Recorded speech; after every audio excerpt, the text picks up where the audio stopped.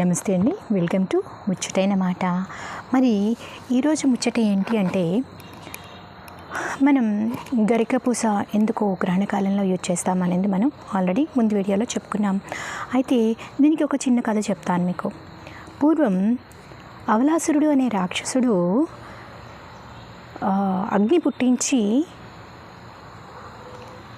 ముల్లోకాలను కూడా భయపెట్టాట.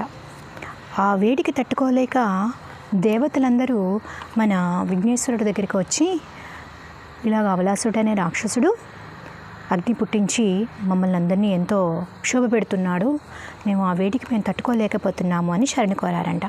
అప్పుడు విఘ్నేశ్వరుడు తన శరీరాన్ని భారీగా పెంచి అవలాసుడు అనే రాక్షసుడిని మింగేశాడంట. అయితే ఆ వేడికి విఘ్నేశ్వరుడి నుంచి వచ్చిన వేడికి తట్టుకోలేకపోతున్నారంట. ఇంకా అప్పుడు మన చంద్రుడు ఏం చేశాడంట, వినాయకుని తల మీదకి వచ్చాడంట. అంటే కొంచెం చల్లదనం పెరుగుతుందని. కానీ అప్పటికీ కూడా ఆ వేడి, విఘ్నేశ్వరుడి నుంచి వచ్చిన వేడి కూడా తట్టుకోలేకపోతున్నారంట. అప్పుడు మన విష్ణుమూర్తి వచ్చి కమలం పెట్టారంట, అయినా కూడా తగ్గలేదంట. మన పరమశివుడు వచ్చి ఆయన పొట్టకు పాముని కట్టారంట, అయినా కూడా తగ్గలేదంట. అయితే అప్పుడు కొంతమంది మునులు వచ్చి 21 గరికలను వినాయకుడి తలపై పెడితే ఆ వేడిని తగ్గిస్తుందని చెప్పారంట. అప్పుడు వెంటనే 21 గరికలు తీసి వినాయకుని శిరస్సుపై పెట్టినప్పుడు వెంటనే ఆ వేడి అంతా తగ్గి చల్లగా అయిందంట. సో గరికకు ఉన్నంత ఎంత వ్యాధి నిరోధక శక్తి ఉంది అంటే మీరు దీన్ని బట్టే మనం గ్రహించవచ్చు. అందుకనే ఈ గరికను మన గ్రహణాలు పడేటప్పుడు కూడా వాడతాం. మన ఆహార పదార్థాలపైన కానీ, అలాగనే గర్భిణీ స్త్రీలు ఉన్న స్థలంలో కానీ ముఖ్యంగా వాడతాం.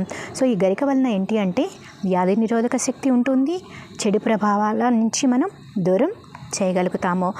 అయితే ముఖ్యంగా మనం ఆ గ్రహణ కాలంలో దేవుణ్ణి జపిస్తూ, అలాగనే ఈ గరికను మన పదార్థాలపైన గర్భిణీ స్త్రీలు పడుకున్న చోట పెడితే అన్ని విధాలా మంచి జరుగుతుందండి.